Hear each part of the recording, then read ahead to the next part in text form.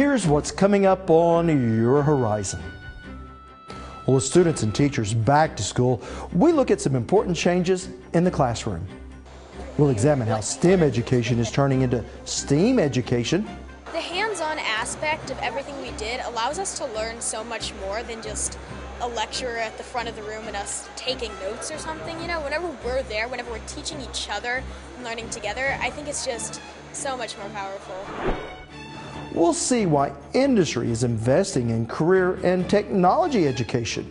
We're facing a very large skills gap and a deficit in the workforce that we really need to catch up on. And it's going to take us a little bit of time, but thank goodness we've got a system like Career Tech in place to be able to give us a basis to support and put some funds and resources in to continue that workforce development, because we're looking for people every day. We need people.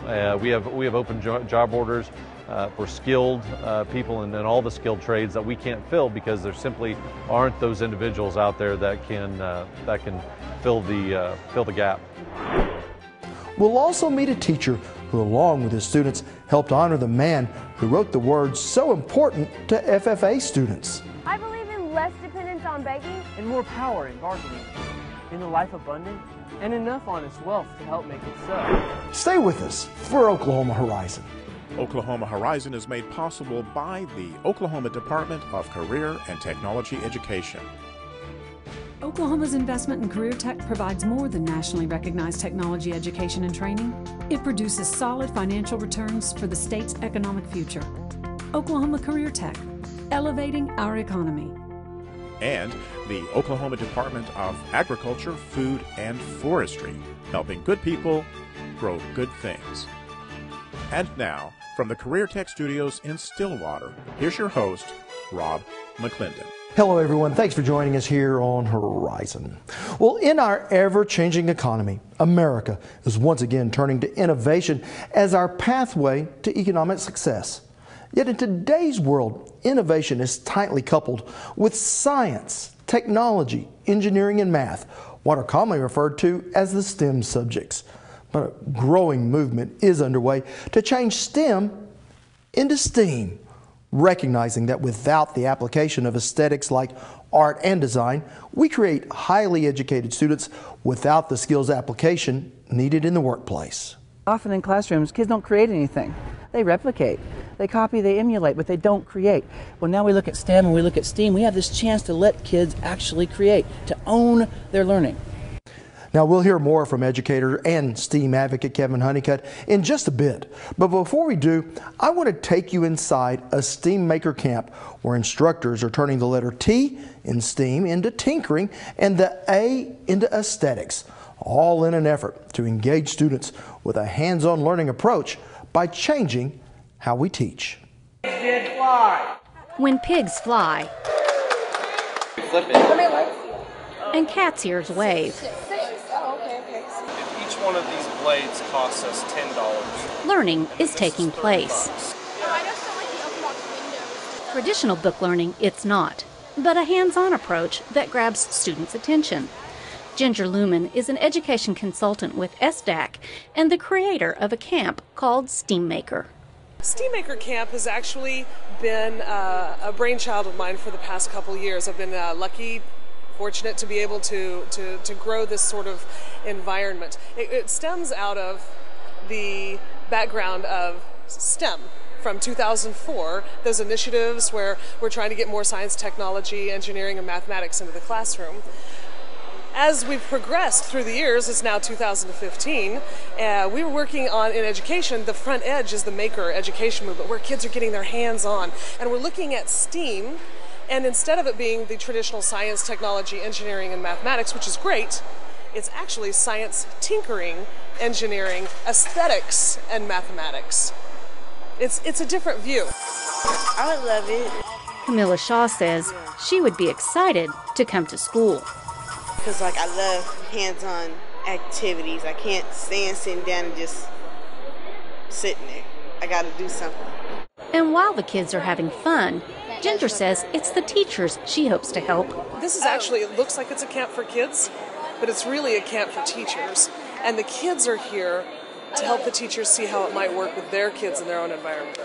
What the teachers are learning is they're learning how to support while letting go. I'm not the sage on the stage. I don't really want to be the guide on the side either, because that means I'm not engaged with them. I want to be the meddler in the middle. I want to be the one who sees where they're at and pushes them farther. I don't care if they come to me, a genius in the classroom, already knowing things. Great, there's more to learn. And I don't care if they come to me really far behind. I'm going to start where they are and push them, and that everybody gets to learn something new every day. So the teachers are learning how to do that without being, I'm the one in charge and I'm going to. They're learning how to help kids get through struggles without yelling and saying, get to work. Man, no quicker way to kill energy than yelling at a kid. How do we want them, get them to want to learn? And that's what we're learning. Yeah, there you go, man. Sweet. And the students are theirs to help the teachers learn. Teachers bring their own students, because oftentimes I hear with my project and problem-based learning workshops is they say, oh, that's fine, Ginger, but this doesn't work with my kids because my kids are they're too poor, they're too brown, they're too rich, they're too gifted, they're too slow. It don't work with mine, it won't work with mine. And so I thought, why are we doing professional learning about kids without kids? So let's do that. And that's what STEAMmaker Camp is that they bring their own kids that they work with on a regular basis, and they'll get to see kind of a drive-by on how this might look on a very short-term basis. Now, what would it look like? You saw those kids who never came alive, now they are. This is in 3 days. What would it be like in 3 months, 3 years, if they had the opportunity to learn like this every day? Because what we see is kids who sit like bumps in the classroom come alive when they're asked to. And teachers like Jean Hart, what do you want to do to the head? Are happy with what they're seeing. I have watched my kids really blossom, and it's so exciting because even the quiet ones, even though if they don't say much, they're doing.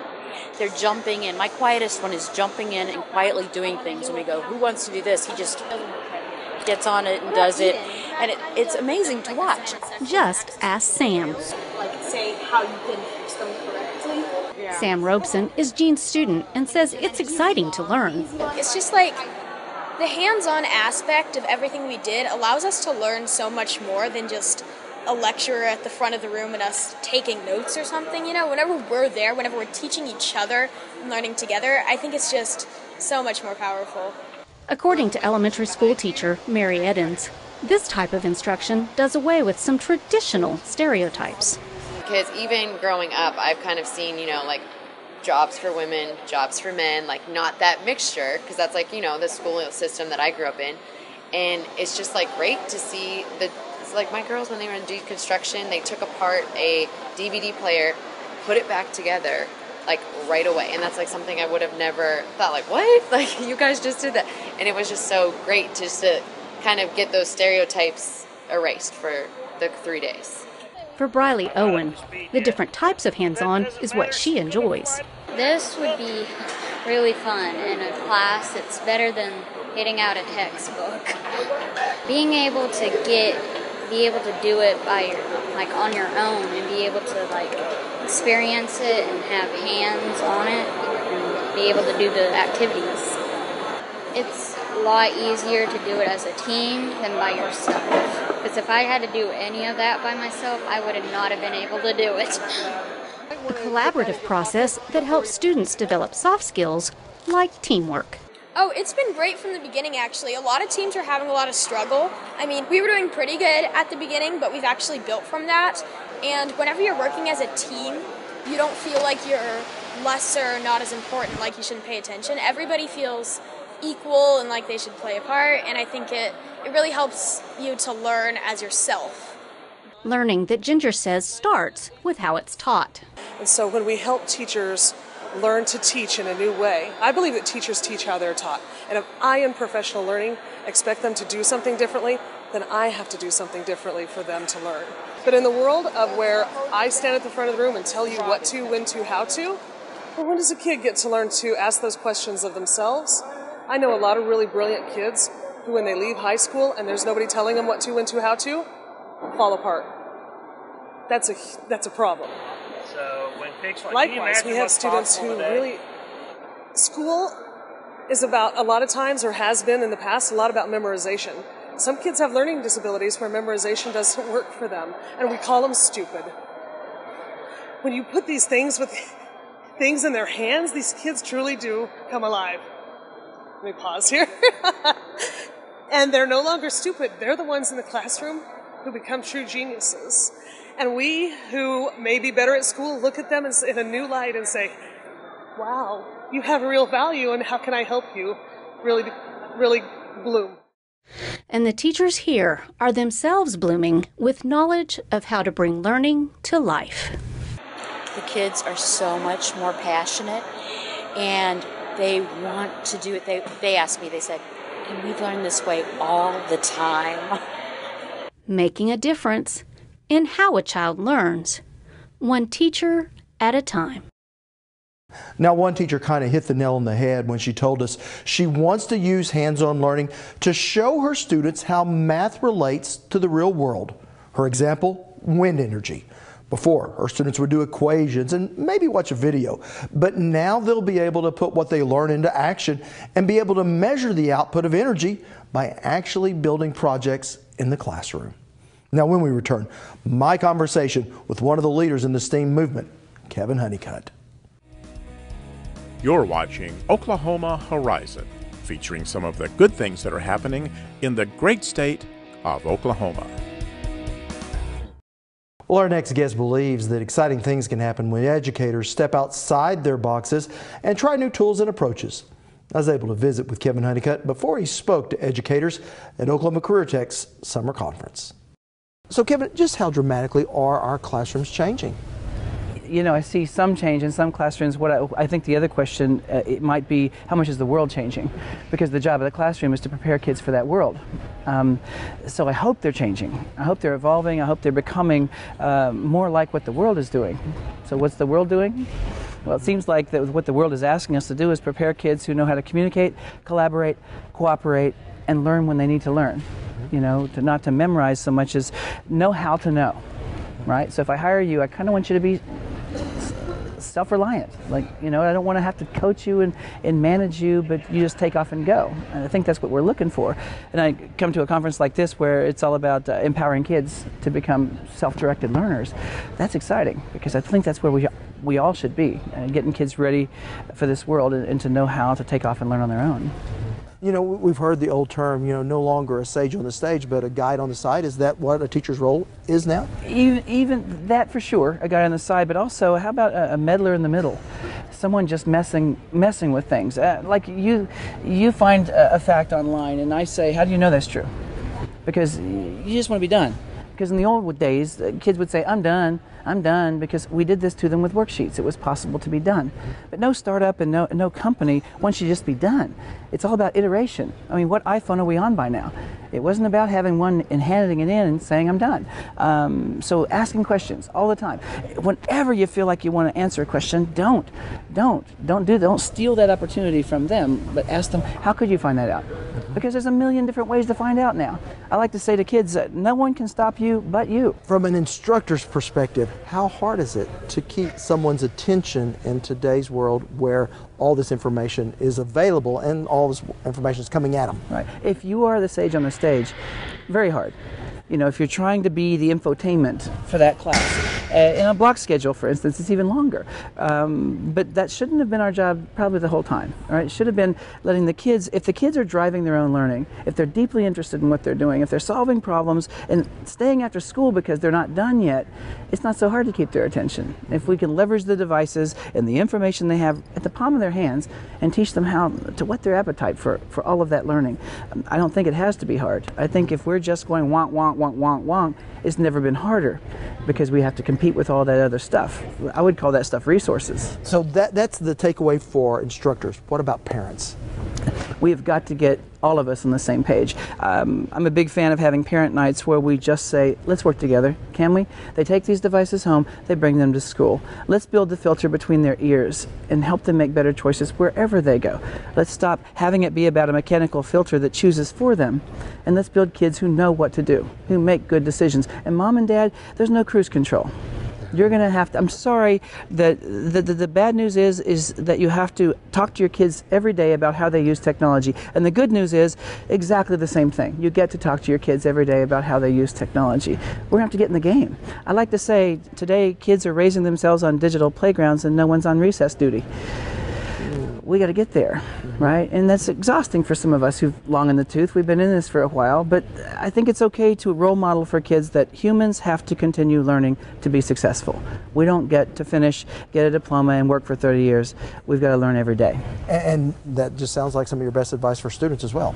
Right, right. Learn every day. Get better every day. Use this, right? They say if you rest, you rust. But there's a lot of research on that. How well you use this and how much you use this. It gets sharper with use, you know. But if they're not doing that, if they're on cruise control. The other thing I noticed is kids snack on other people's brilliance, but they have it in the palm of their hands to make their own. And I like to ask kids, what have you made? What belongs to you? That's why I like the maker movement and the STEAM movement. Kids are actually making things, doing things, applying what they've learned. You know, at the very top of revised Bloom's taxonomy is the word create. But often in classrooms, kids don't create anything. They replicate. They copy, they emulate, but they don't create. Well, now we look at STEM and we look at STEAM. We have this chance to let kids actually create, to own their learning. At the highest level of learning, you can make something out of what you've learned. That's when you marry it. Everything else is dating or renting with an option to buy. All right, Kevin Honeycutt, thank you so much. Thank you. So how soon should this type of learning be in our classrooms? Well, according to the experts, from the very beginning.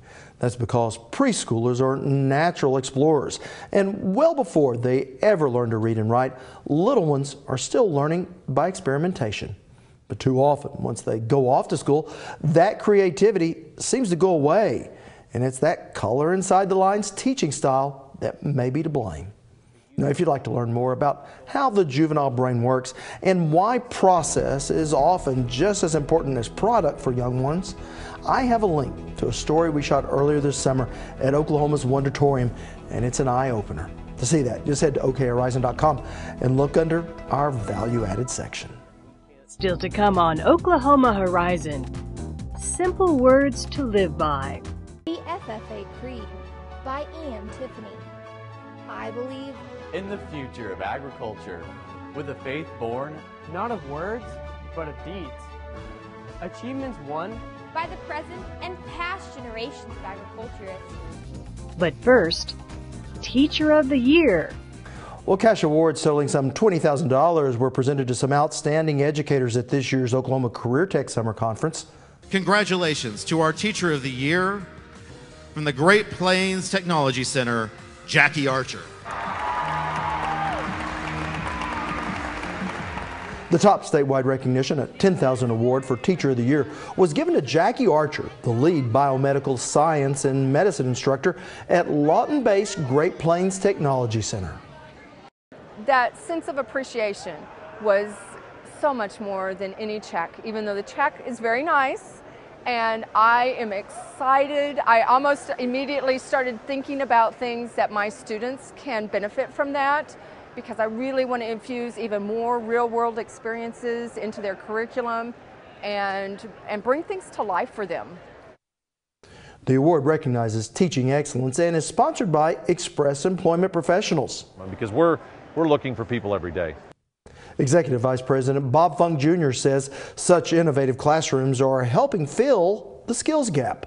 I think people underestimate the importance of the career tech system in the state of Oklahoma, not only for our workforce development, but also for our economic development. And the teachers are the key.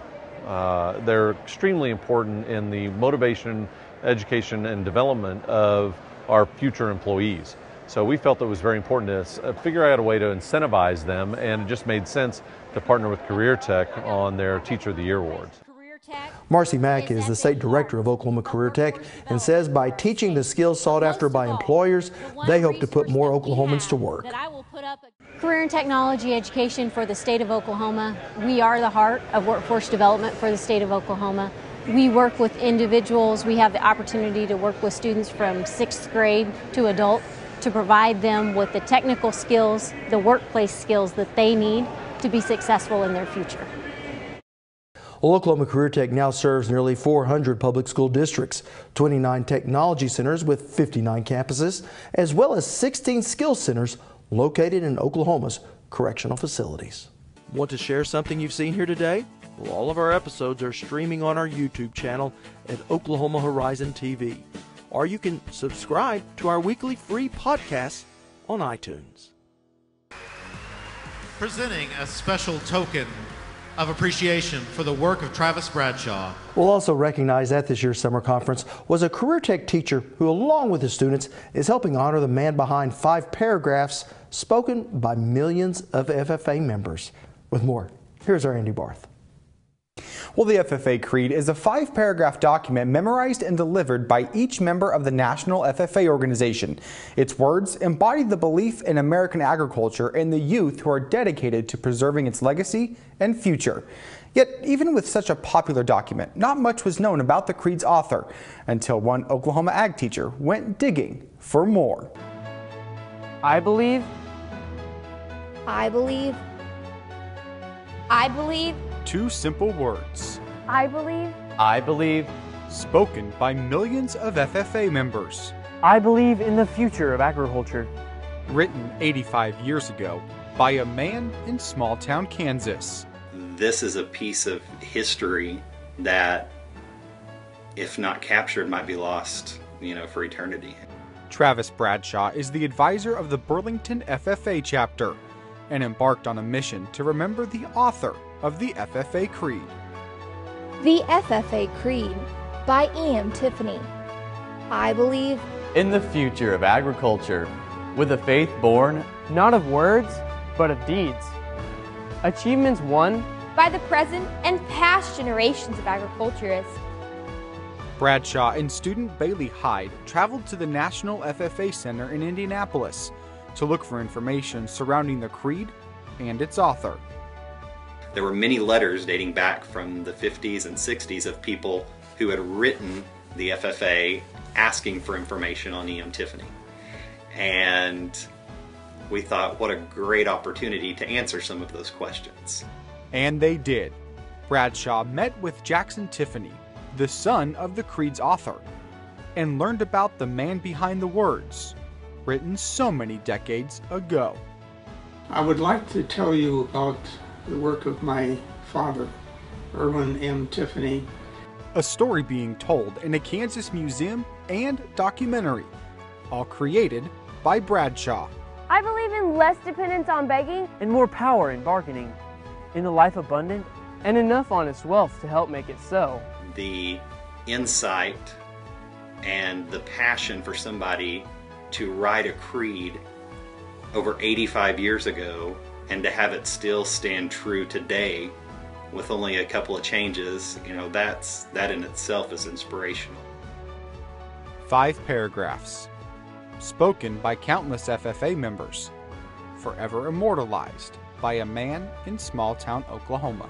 I believe that American agriculture can and will hold true to the best traditions of our national life, and that I can exert an influence in my home and community, which will stand solid for my part in that inspiring task.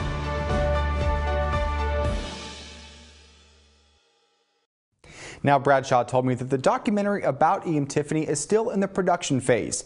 He hopes that once it's released, FFA members will be able to learn about and appreciate the man behind those powerful words. You can keep up with us throughout the week. Just head to okhorizon.com, where you can see more of any of our stories, read our reporters behind the scenes blogs, see what others are saying about us on Twitter, and face the facts with our regular updates. So reach out and touch us anywhere and anytime. Next time on Oklahoma Horizon, we meet some people trying to solve food insecurity issues with a little work in the garden. We use constantly, each one teach one. So he told me, once you learn this garden, you need to give it back to the children, give it back to the larger community. So it's helped me spiritually, but it's also helped me in terms of PTSD as well. Urban agriculture on Oklahoma Show for the Heartland, Oklahoma Horizon. Well, that is going to wrap us up for today, but you can see more of any of our stories on our website at okhorizon.com. You can follow us throughout the week on Twitter at OK Horizon TV, or just become a Horizon fan on Facebook. I'm Rob McClendon. Thanks for including us in your day. Hope to see you back here next week. Horizon is made possible by the Oklahoma Department of Career and Technology Education and Oklahoma's Career Tech provides more than just nationally recognized technical education. Career Tech elevates the economy by helping Oklahomans get great jobs.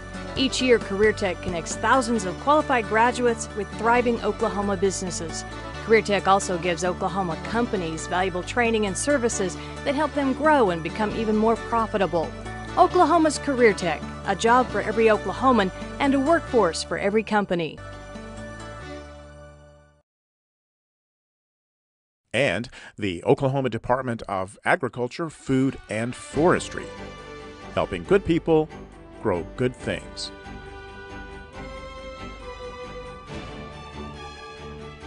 Thank you for watching Oklahoma Horizon.